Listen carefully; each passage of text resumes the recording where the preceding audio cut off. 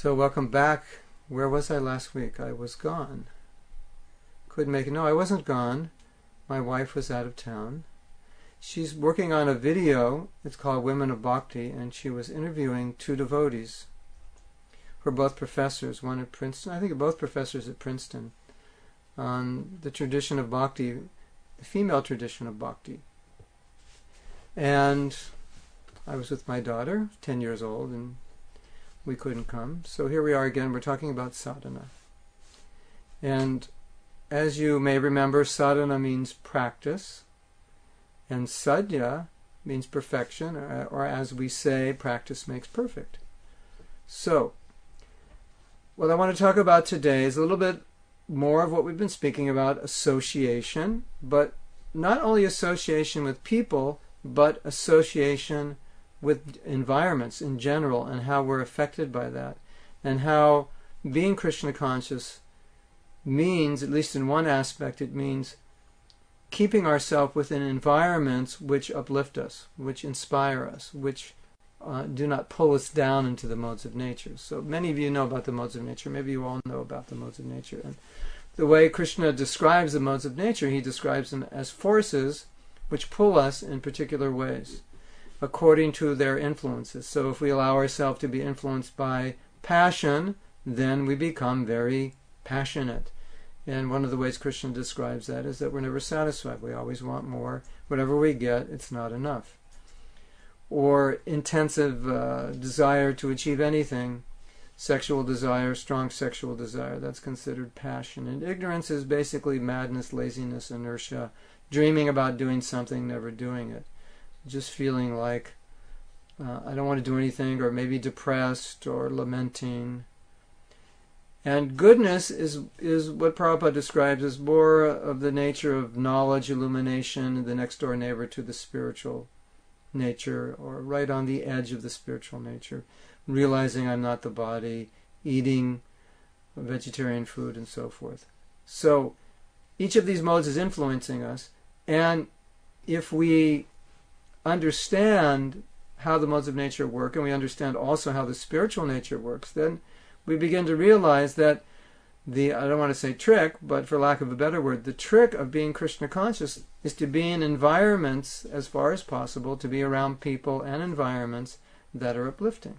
So we had spoken earlier about the 5 main practices of bhakti, and we mentioned that in our temples, every morning, those 5 practices are going on. There's hearing, there's chanting, there's associating, there's being in the holy place, residing in the holy place, and there's worship of the deity. These are the 5 main activities. So Prabhupada instituted those 5 activities within our morning program. So it creates an environment which gets us out of the modes of nature. At one time Prabhupada said, if you're sitting in a Srimad Bhagavatam class and you're hearing the Bhagavatam, while you're there hearing, you're in the mode of goodness. Just by hearing, just by lending your ears to the message of the Bhagavatam, by listening to the speaker, you're automatically transported to goodness just by hearing. It's that simple.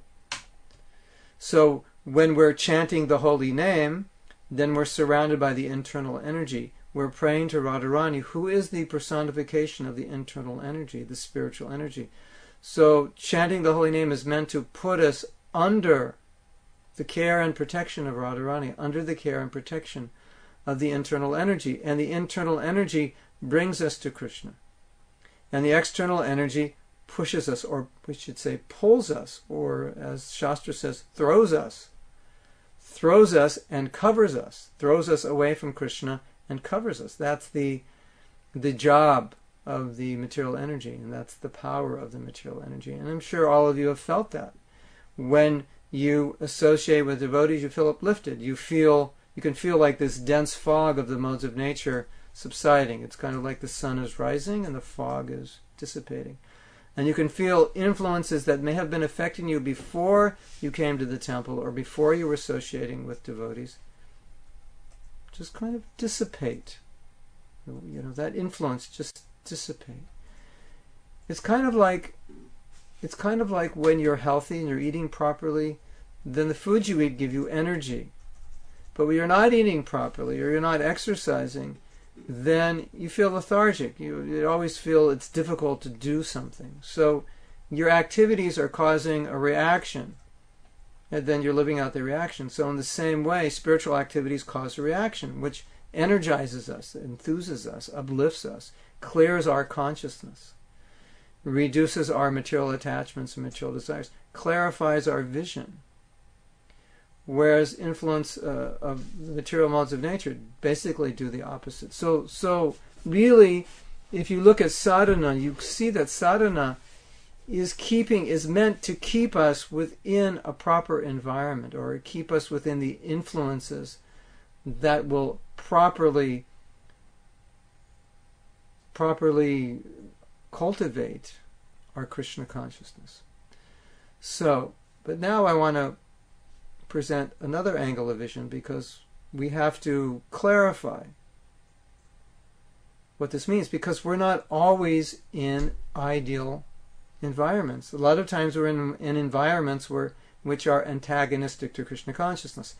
And therefore, you could say, when I'm not in an environment which is conducive to Krishna consciousness, I can't be Krishna conscious, because the environment is degrading me. And that there is some truth to that, but there is some falsity there. And recently in the BTG, I think it was perhaps March or January, February, or the March issue, depending on what country you live in,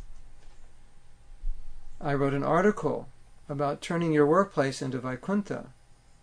And I was addressing the idea of environment, giving into the environment, as opposed to transforming the environment. So it is true, on one hand, the environment has a very powerful effect on us.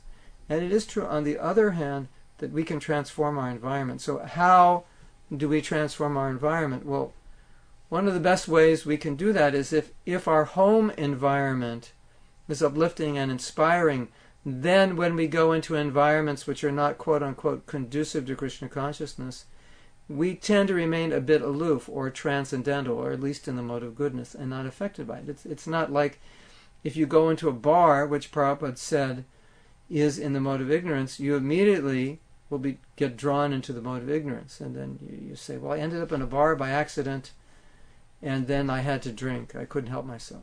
No, nobody would accept that.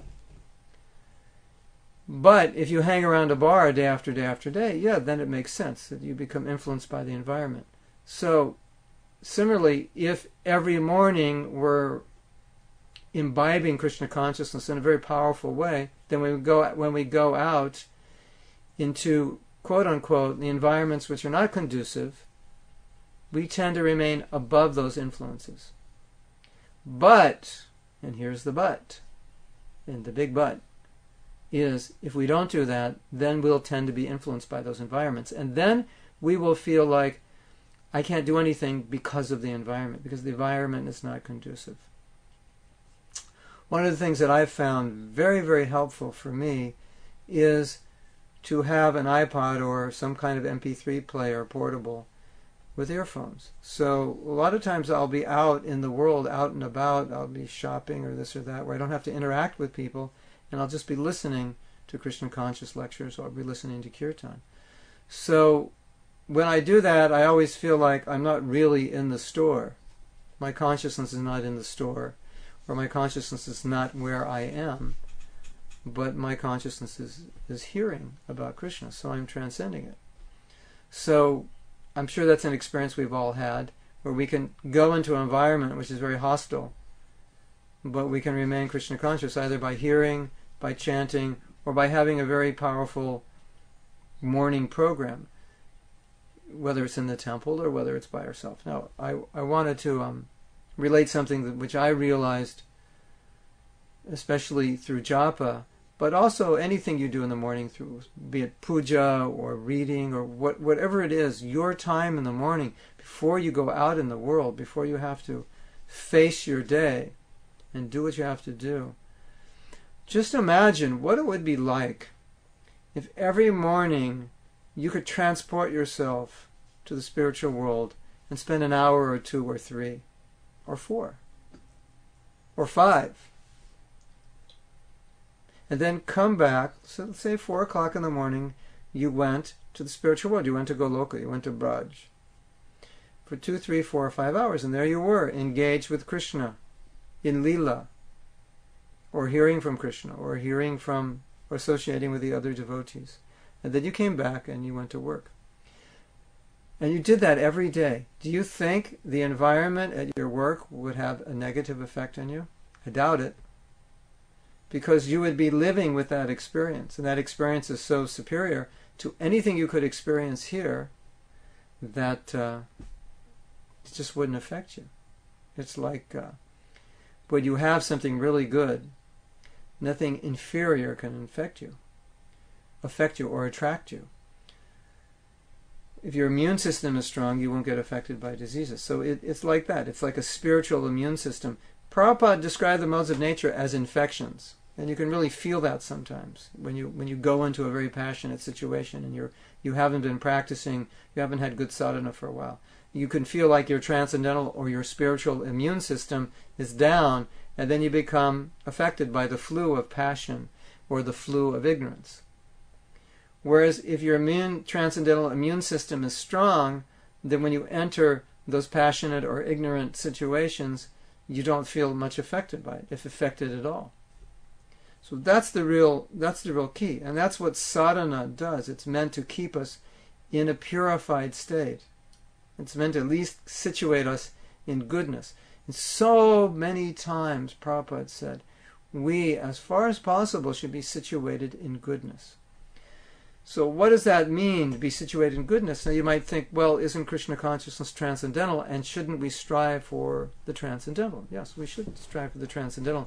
And much of what we do is transcendental, but we may not always be transcendental. But a life in goodness, what does that mean? It means regulation, it means simplicity, it means cleanliness. It means satisfaction with whatever we have. There's certain elements of goodness which are very important for our spiritual practice. And then when we get more and more into passion, then the mind becomes more scattered, more disturbed, and we become more affected by what's going on around us in this world. And part of that being affected is the conditioning which is within our heart. It's not that it's just in the environment, but the environment is interacting with what's in our heart. And that's where it becomes dangerous, because there's so much in this world that is attractive to us as conditioned souls. And so when we come in contact with those things which are attractive to us, that's when we have the trouble. It's just like when your immune system is weak, then easily you become ill. So when our Krishna conscious immune system is weak, and then we're in an environment which resonates with our conditioning, then what happens? Then there's a connection there, and then that conditioning is activated. And then we're in what we could call, how should we call it? What mode? When you're in it's the difference between being preventive medicine and then being sick and curing a disease. And now you're in reactionary mode where you're diseased, and now you have to work on curing yourself, as opposed to preventing the disease. So many times we fall into Maya. So when we fall into Maya, we have to pick ourselves up, we have to get out. But it's much harder to get out of Maya. It's easier to stay out than get out, because once you're in, you're down, the modes are pounding you. Whereas if you stay a little bit above the modes, if you can stay within the modes of goodness, it's much easier to practice Krishna consciousness in that way. So that is why Prabhupada stressed regulation. You do it every day. Now, we might think every day, 365 days a year, every day I have to do this. This is the instruction. Chant 16 rounds every day. Hear Bhagavatam every day. Associate with devotees every day. Do these things every day. Worship the deities every day. Well, the point is, every day you don't do that, or at least don't do at least one of them, what happens? It's a day that you're more susceptible because you're to the disease of the modes of nature, because your transcendental immune system is weakened. And if you go for long periods of time like that, then what happens? then your immune system is totally weak. And then what often happens in situations like that, then a devotee thinks, well, what's the use? My immune system is so weak, I can't fight off these infections. But the reality is, you need to do preventive medicine. No, you can't fight off the infection, but you can transcend it through prevention. So that's why there's regulation. It's like anything that you do, you can always fall from it. You can be healthy, and the next day, if you don't take care of yourself, you can be sick. You may have taken care of yourself for a year, or 5 or 10 years. And then if you fail to take care of yourself for a few days, you could become ill. Or it's something that you do every day, that you practice, you're really good at. But if you fail to practice for a while, then what happens? You lose your touch, you lose the skill. So it's the same thing in Krishna consciousness. It's not that, particularly in the stage of sadhana, that we think, well, I'm building up momentum, so I've done this for so long, so I can slack and it'll be okay. It's true, we have momentum from doing it for so long, but you can't slack that long. A bad day here and there is one thing, but successive bad days over a period of time, and then our conditioning starts to take over. And that conditioning manifests through the mind, and the mind starts talking to us in terms of our conditioning. Oh, you want this, you need this. And so many bad qualities may start to surface because they're born of passion and ignorance. And then now we have to battle with those. So sadhana is a practice which keeps us in a healthy condition, keeps our immune system strong, and we need to do it every day. That's what practice means, and that's how Prabhupada taught it. And Bhagavatam teaches, Nityam Bhagavata Sevaya, hear it every day. And we were talking about this a few weeks ago. Why every day? Because when you're conditioned to have done something for so long, for so many lifetimes, do you think within a few years you can correct it? Just do it a few times and it will correct itself? No. We're overcoming conditioning of the same kind of thinking and the same kinds of attitudes. Not just look at this lifetime. I would speak of thousands of lifetimes. Just look at this type of lifetime and look at how your mind works, and you'll notice your mind works every day in the same way. Do you worry about things? Do you tend to worry about the same thing? You tend to have the same thought, the same worry pattern? It's like a mantra. What about this? What about that? I hope this works out. What about this? So the mind tends to work that way. We're so much creatures of habit that they say that when you take a bath, you soap up the same way every day. Maybe you start with this arm, then this arm, and then your stomach. They say men, when they shave the same way. Every day, start here, then they go, however you do it. Just notice it tomorrow. And they say, when you put your socks on, if you wear socks, when you put your socks on, whatever foot you put on the sock on first, you do that every day. It's just we're such creatures of habit. So we've got this habit of conditioned thinking in this life, and you can see it. You just notice how your mind works. Notice what your concerns are. The same things tend to bother us. The same worries tend to worry us every day. The same concerns tend to concern us every day. The same things that make us feel happy or satisfied tend to be the same every day. So now we're trying to undo conditioning not only in this lifetime, but in so many lifetimes. So when we understand that, then we understand practice, practice, practice, practice, practice. Sadhana means practice, practice. Now if you read Prabhupada's letters, especially in the early days of the movement, he reiterated the same thing over and over and over again. And why did he do that? Because we have a tendency to think, well, I've practiced it long enough, I'm good at it, so why practice it anymore? Just like maybe you learn an instrument and you become proficient at it, and at a certain point you could think, okay, I'm good enough, and I don't have to practice that much anymore. But Krishna consciousness is not like that. Of course, as you advance, it becomes natural. But the reason Krishna consciousness is different than many other things is because as you practice, there's a taste. And so no longer it becomes a chore or a kind of practice, but at a certain point it's just you want to do it more and more and more. But the point is that although that's natural, it's not going to come easily because we're undoing conditioning, patterns that are very strongly rooted within our hearts. So Prabhupada, again and again and again, chant 16 rounds. Follow the 4 regulative principles. Rise early, attend classes, or read, worship the deity, associate with devotees. Only take Krishna prasadam. It's like fencing in our creeper. And this example is given that bhakti is the seed, and the seed is in the heart, and it's growing, and the seed is very tender, and it needs to be fenced in. So the material world, we could say the material energy is like dangerous animals or dangerous insects that could kill or eat us alive, eat the creeper alive. So we fence in the creeper. So these practices protect us. They create a proper environment to inspire us, and they protect us from the negative environments. Now, the reason I'm talking about this is an experience that I've had, particularly being in India recently. I had this very vivid experience that when I teach Krishna consciousness, when I do it a lot, I become very inspired by it. And it creates an environment within me, within my own heart, where I feel the necessity to practice what I'm teaching. And I also feel the necessity, because other people who I'm teaching expect me to model what I'm teaching. And then often I counsel people, and similarly when I counsel, people would expect that what I'm counseling them, I'm also doing. So they have expectations of me. And because of their expectations of me and my own internal expectations, it creates a very powerful force for inspiring me in my Krishna consciousness, inspire me to live to a certain ideal and a certain standard.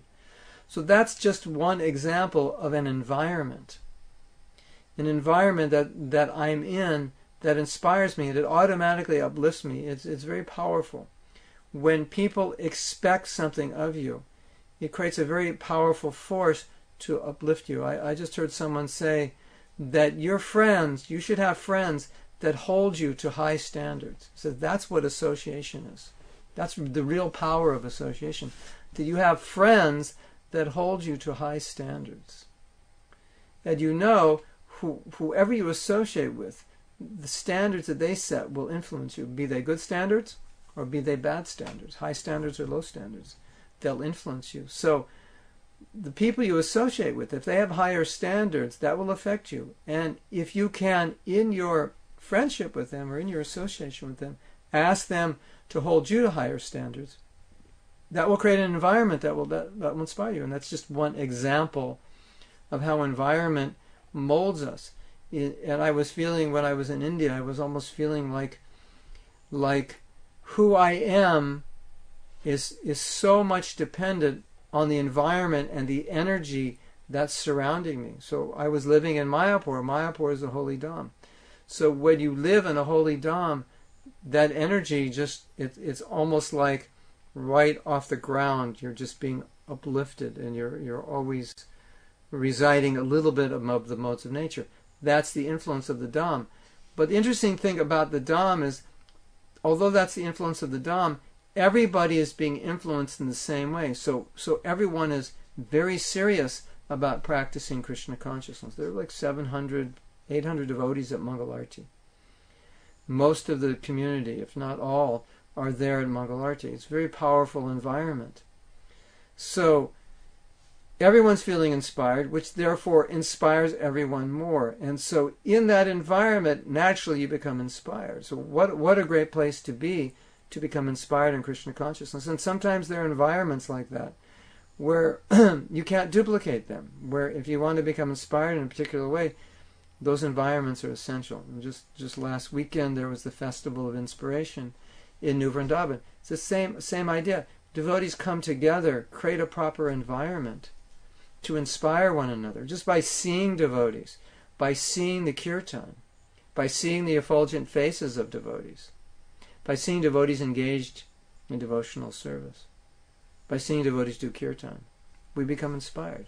So that creates an environment which automatically extracts from our heart bhakti that's there, that in other environments it won't come out. But in other environments, what will come out? Lust.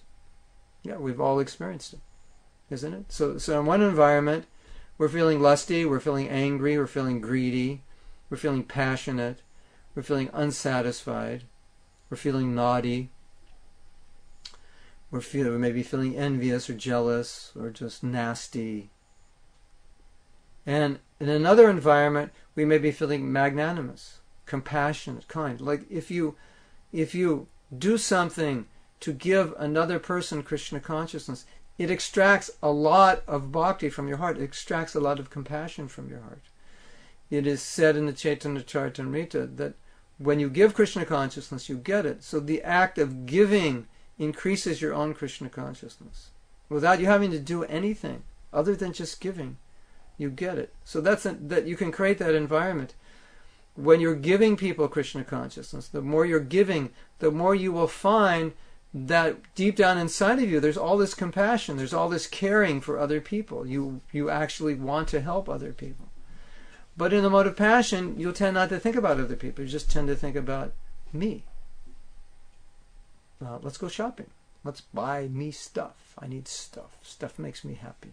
I don't have enough stuff. I only have 3 closets full of stuff. I could get more stuff because I just got a raise and I have a lot of money. So let me buy more stuff. There's new stuff out there all the time. Right?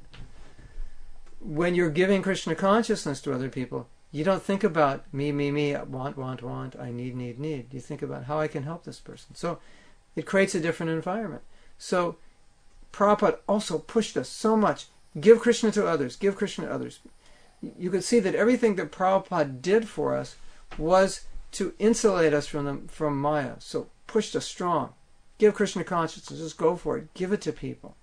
Strain your brain. Somehow or other give people Krishna consciousness, because he knew that's how we would be Krishna conscious. At the same time, he said maintain very strictly 16 rounds, 4 regulative principles. So he kept both of these things going on, pushing these things.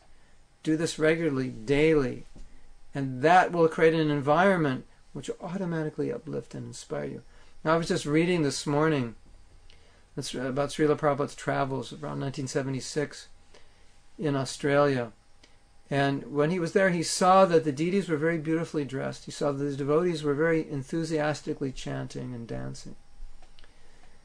And then he said, and I can see that everything is going on nicely, just by seeing how beautiful the deities are and how enthusiastic and happy the devotees are. That's the nature of the spiritual energy. Have you noticed the nature of the material energy? How does the material energy make you feel? Kind of makes you feel like, oh, another day. But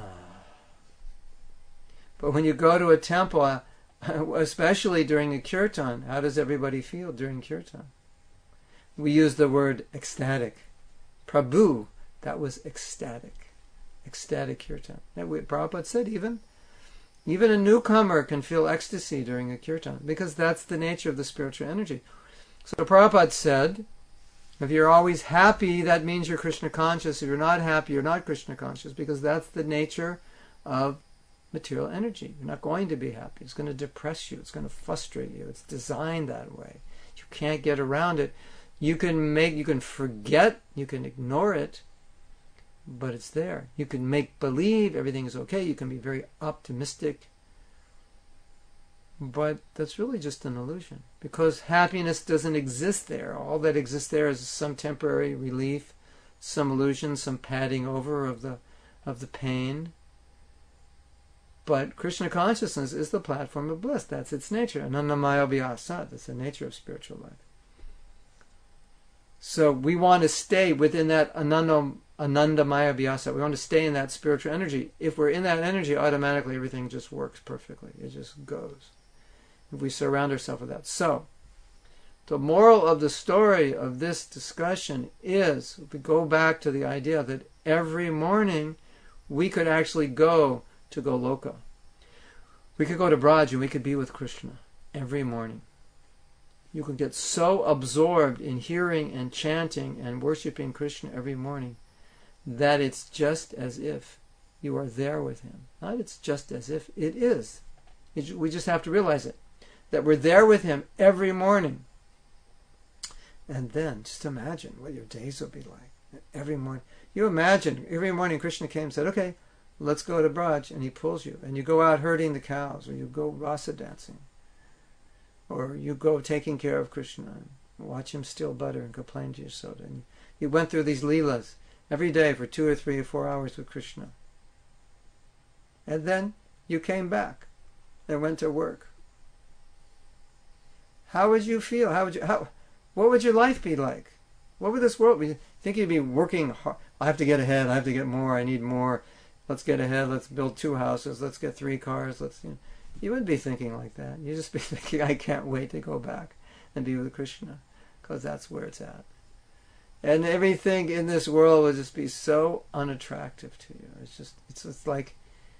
It's like if you're away from home and let's say you're working and you're away from home and the work is really difficult and is really distasteful to you, and you just can't wait to get back home, and you're always thinking about being at home, and you just want to get out of there, of that work environment. There's nothing in that environment that's attractive to you. What's attractive to you is you just want to get back home. So if you were with Krishna every morning, that's what you'd feel like. You'd be at work, you'd be around in the world, and you just go, no, there's nothing here that's attractive to me.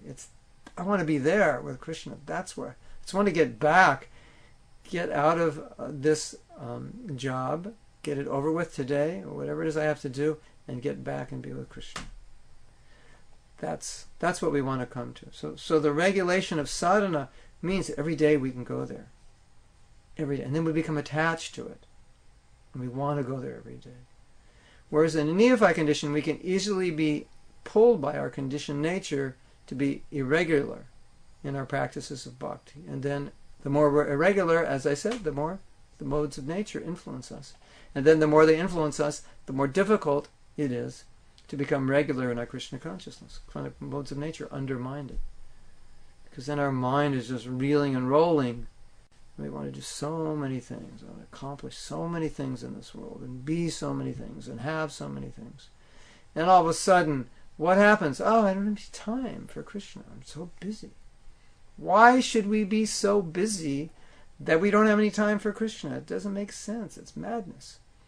I was listening to a funny lecture by Gaur Govinda Maharaj, and he was talking about the mind. And he kept saying, stupid mind, don't listen. Mind is stupid. Don't listen to it. It's just stupid. Just like if somebody's stupid, they say things, and you just think, this person's stupid. And you don't listen to them. They don't know what they are. Somebody always wants to talk like they know something, but they don't know anything, and you just don't listen to them. And just get in trouble if you listen to them. So he's talking about the mind, stupid mind. Why are you listening? The mind's saying so many things. Just go, stupid mind, be quiet. Stupid mind, be quiet. That's material energy. Just the mind blabbing, babbling, talking. So many stupid things to take us away from Krishna. It's all stupid. Anything is stupid that takes us away from Krishna. That's material nature's job. So, if we understand the disease, we understand the nature of the disease, that at any moment we can be drowned in the material ocean, drowned under the modes of nature, how powerful they are, how insurmountable Maya is. And we understand how serious that disease is, then we want to always situate ourselves above those modes. Be Krishna conscious. Don't allow yourself to delve in those modes, because once you do, then the ropes just pull you. And then you just, The Christians say, the devil made me do it. I couldn't control myself. He grabbed me. Pulled me here, pulled me there. I had no choice. There's some truth to that, Krishna says, helplessly, forced to act helplessly. So what is that forced to act helplessly? That means we've allowed ourselves to go so deeply into the modes of nature that at that point we're just being pulled. We become so weak, we're just being pulled. So the whole point of this talk is we don't want to get to that position. That's a dangerous position. You don't want to become sick with the flu. You want to be prevented. You want to prevent it. So, having said that, I'm going to look and see if any of you have any questions or comments. So, our true and loyal friend Carol, the one with all the questions and comments, we've been missing her. I haven't seen her in the last few weeks. Carol, where are you? Come back. You have all the questions. So we have Scott, and I haven't seen Scott in ages. And Catherine. I don't even remember Catherine coming before, and Dan, who we can call Don, because Don means wealth, and Sneha, and of course Uti. So, if you have any questions now, you can ask them before we continue. And I think the good thought for us is, as we've been talking in past shows about the power of association, there's also the power of association with the modes of nature. Just as there is the power of association with people, with devotees or non-devotees, there's the power of association with the modes of nature. And so the whole trick in Krishna consciousness is not to associate with that mode. And if you associate with goodness, if you associate with the internal potency, that's all you have to do. You just associate with that, and then it does everything. That's the whole trick. It's like there's not so much we have to do. Just like you can see when you chant, if you chant well, that's all you have to do, because what's happening is the internal energy is doing everything else. Like devotees will say, when they're chanting, they get so many realizations. Very, very deep realization. But all they're doing is just chanting. And all the realizations are coming. Or the devotees will say, when I chant well, I become very inspired in Krishna consciousness. But they're not, per se, trying to inspire themselves. They're just trying to chant well. But as a result, they become inspired. So all we're really doing is putting ourselves under the influence of that internal energy. And then the internal energy does everything. It's kind of like if you eat well. Like if you eat a lot of green vegetables, you're going to be healthy. If you eat a lot of white flour, a lot of sugar, a lot of fried foods, a lot of ice cream and pizza, you're going to be by this time of night, you'll be really tired. You eat like that. But if you eat a lot of green vegetables, you're full of energy and vital. And if you exercise, you'll feel great and energized. So you just perform an activity, and the activity has a consequence. And so you're not consciously distributing the vitamins and getting the cellular energy and getting the oxygen and doing all this. You're just doing the activity. Or you're not gluing your brain up and gluing your arteries up per se. You're just eating the ice cream and the pizza and the white flour and the this and the that. And it's doing it for you. So it's actually very simple. We don't have to do so many things. Just by chanting properly and hearing, so much happens that we couldn't even do on our own. If we tried to do it, it wouldn't even happen. We wouldn't know how to do it. We wouldn't know where to start. Or we just do it. We do the activity of bhakti, and then the result comes. Like oftentimes I'm seeing devotees trying to overcome a habit or or become more disciplined or self-controlled.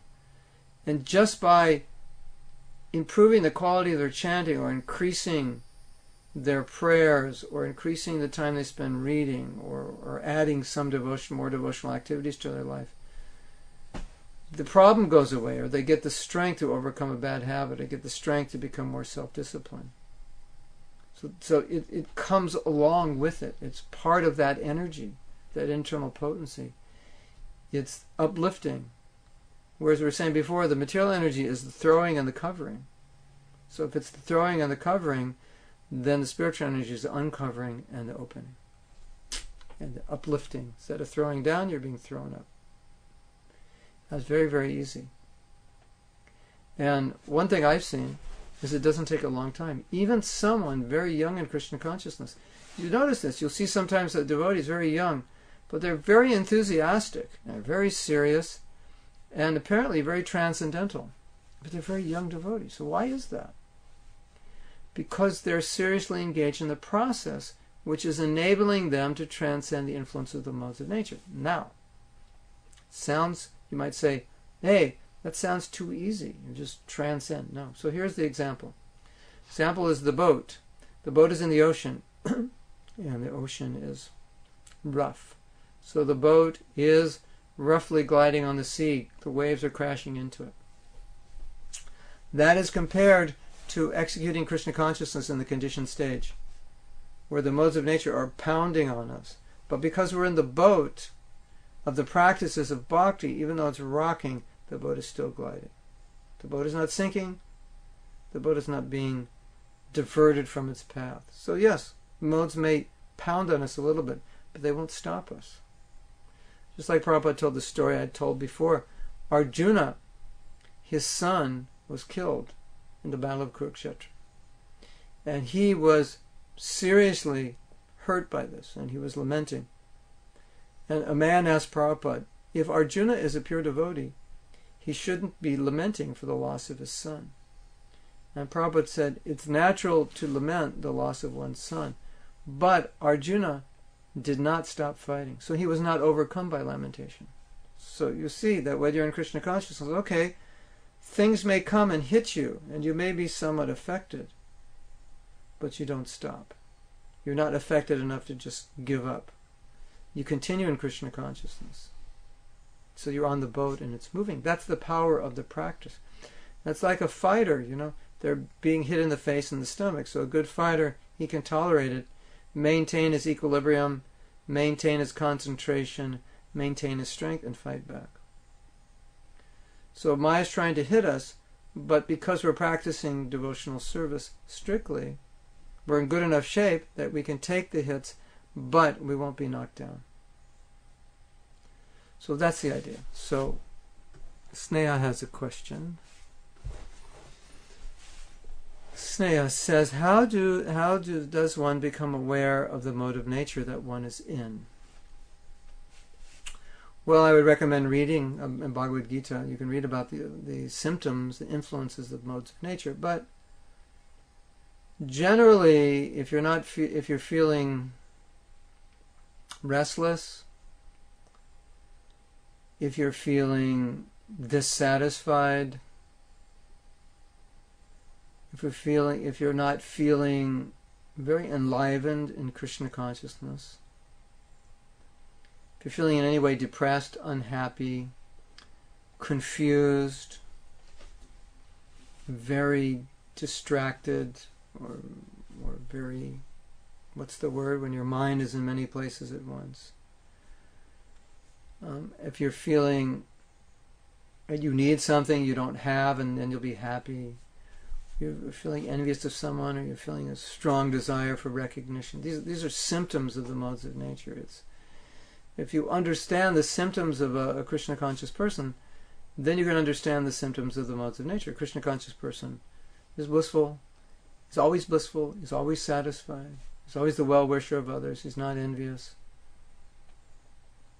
He's always enlivened, inspired, energetic, compassionate. So these are the qualities of a Krishna conscious person. So if we're not feeling that, at least to some degree, but particularly feeling the opposite of that, that would be indication that the modes of nature are there. And I think one of the best ways to understand how the modes work are to get out of them.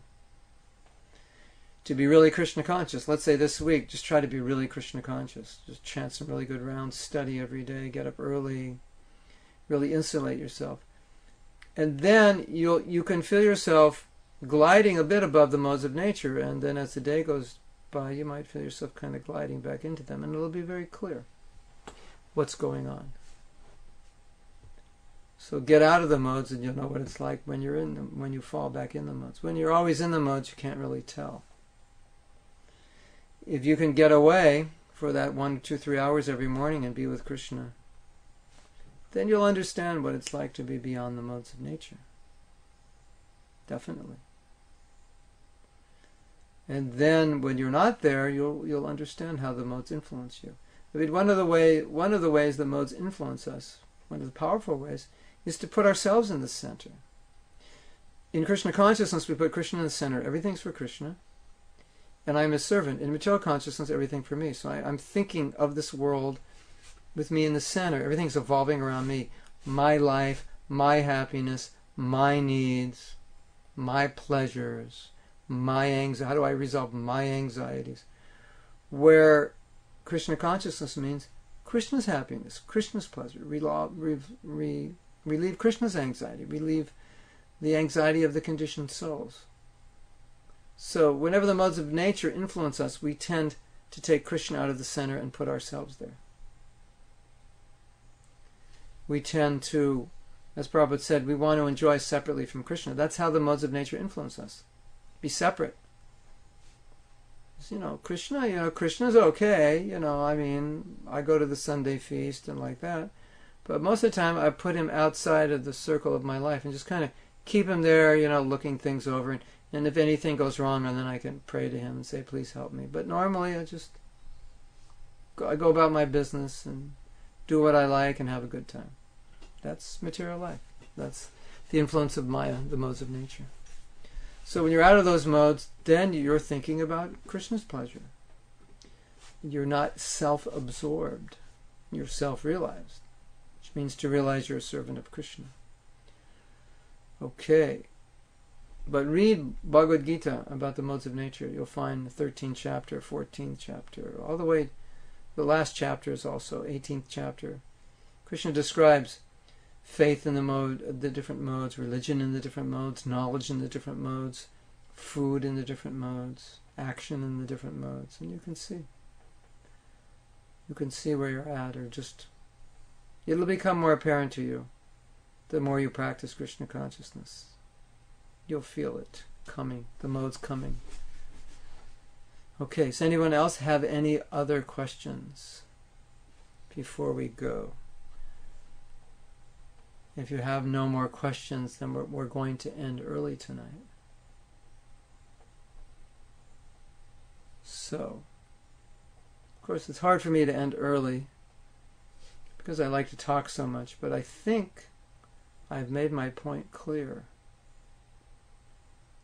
Prabhupada, very often spoke of the modes of nature as infections. So it's a very good analogy that I'm being infected by passion. I'm being infected by ignorance, and you can feel it. If you ever feel really lazy, or really scatterbrained, or really fearful, if you ever feel revenge, anger, that's passion, ignorance. Okay, so Scott has a question. Scott says, I am in the wilderness a lot alone. I chant my rounds and surrender before sunrise. And, okay. I always want to be in the wilderness. Is that, he's going to say, is that okay? I think that's what he's going to say.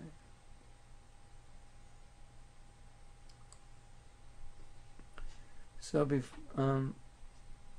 I just want to be in the wilderness. Is that attachment to material nature? Or is that a material attachment? Well, we can use material attachments in Krishna's service. It could be a material attachment. It could just be your nature. And because it's your nature, naturally you like it and you're attached to it. But I think if something is our nature, that we're meant to live in a certain way, it's a little different than just straight material attachment. But I would say,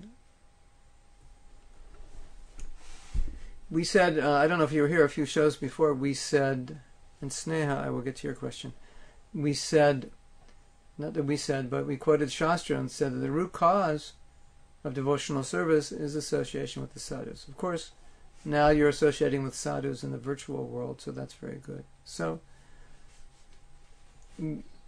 as we advance in Krishna consciousness, we become more aware of what is conducive to bhakti. And sometimes you are the one who's going to know in your life what is conducive. Because sometimes if we live just by the textbook may say this is conducive and this is not conducive. That may not always be the case entirely.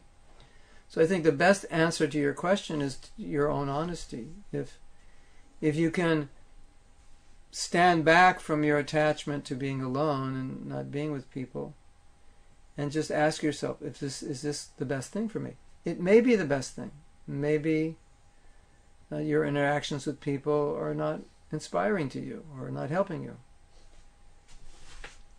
Or maybe your interactions are better when you're alone a lot. But you have to be honest. with yourself. And honesty can only come when we're detached from what the answer is. Because the answer might be something we don't want to hear or we don't want to do. We don't want to hear it because we don't want to do it. So I just recommend every devotee to be as honest with themselves as possible. And if they're still confused, of course there's Shastra, there's Sadhu, there's Guru, the instructions are there. But sometimes there are nuances within those instructions. And what may appear to be right, we may be doing in a wrong way. Or what may appear to be wrong, it may not be wrong always. Now, I don't know if you remember, I told the story of a devotee who was chanting 64 rounds a day. And at one point, Prabhupada said that actually he was doing this, it was actually sense gratification for him. I think what Prabhupada meant, it was really, he was avoiding devotees, he was avoiding responsibility, he was avoiding service. And so the chanting was just, it was kind of, it almost became what Prabhupada saw as something material. It was, for his own pleasure, his own happiness, I just want to go off and chant. So the idea is that whatever we do, we want it to be an inspiration to do service. So if being alone in the forest a lot is an inspiration to you in Krishna consciousness, so that when you're with people in the world, you're inspired to do service, then certainly that can be beneficial. But you have to see ultimately how it's helping or how it may be hindering.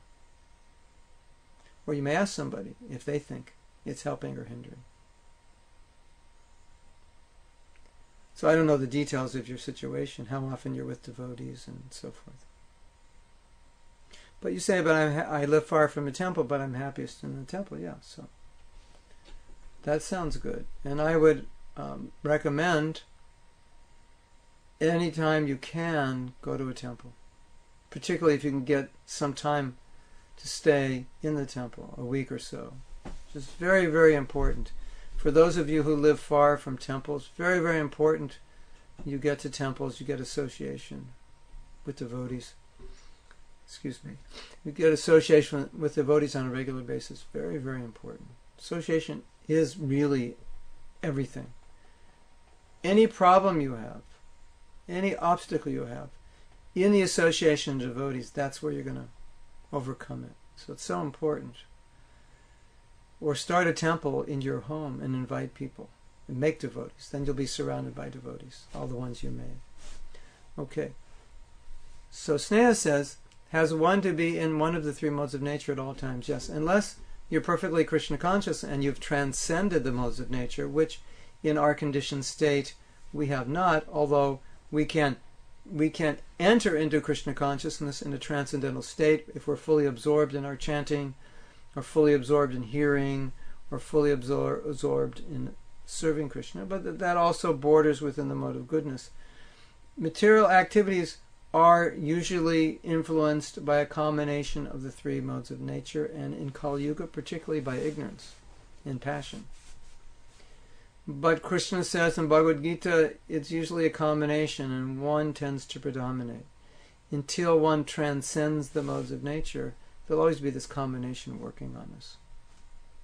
But Krishna consciousness, sagunan sambatitaitan, you transcend the modes of nature, Brahma Bhuyaya Kalpate, and you come to Brahman. That's the practice. Through devotional service, transcend.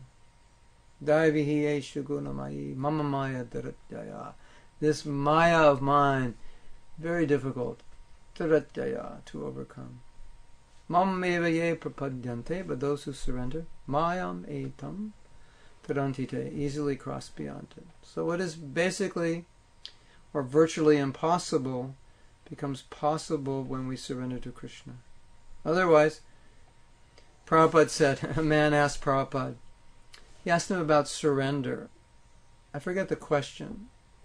I forget the details of the question, but the question was about surrender. And Prabhupada said, you are always surrendered. He said, just like in this world, you're surrendered to the government. You follow them. You follow the laws. Or if you don't, you'll surrender to the police department. But in either case, you're surrendered. The police will take you to jail if you don't follow their laws. So that's the idea. Surrender.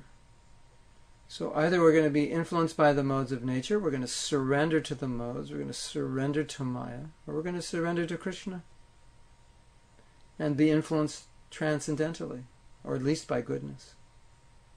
As you become more aware, or as your understanding of the modes of nature increases, you will become more aware of how they are influencing you.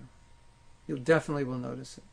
And if you chant your rounds very nicely, if you improve your chanting, you will notice, you will feel the influence of material nature subsiding. It's just like if you have a headache, you can feel it subsiding. Or if you're tired and you feel the fatigue subsiding, you'll feel the modes subsiding on you. Okay, so if no one has any more questions, then we will end class here. And you can experiment this week with creating an environment that's uplifting, doing things in your life and creating environments within your life that will naturally uplift you. And then you will see, as Prabhupada said, Krishna consciousness becomes very easy.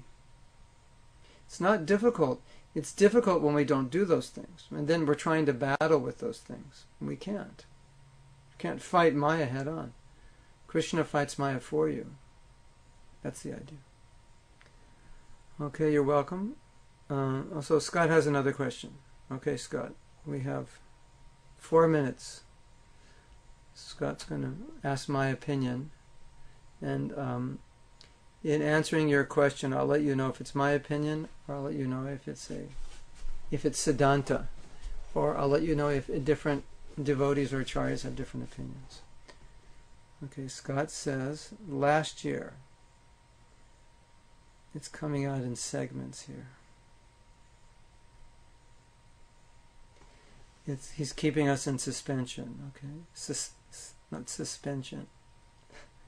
He's keeping us in, what's he keeping us in? Suspense. Last year a ball of energy appeared in front of my face. It was energetic.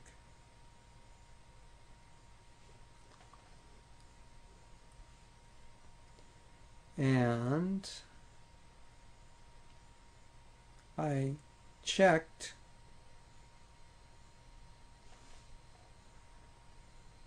what did you check? An hour later, and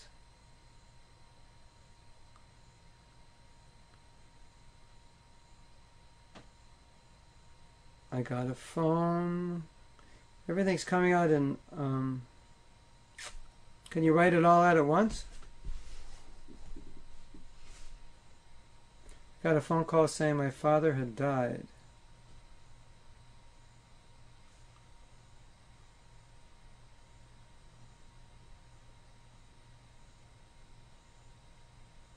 So he's going to write the rest out at once. I think that's the whole thing. Is that the whole thing? So my opinion on what that ball of energy was? This definitely would be my opinion. The time of death certificate was the exact same time I saw the ball. Oh, what does that mean?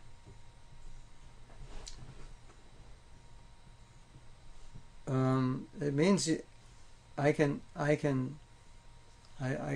honestly say I can't. Did I see the soul? Some connection is there with you and your father, obviously, energetically. Was it the soul? I don't know. That we can't say, but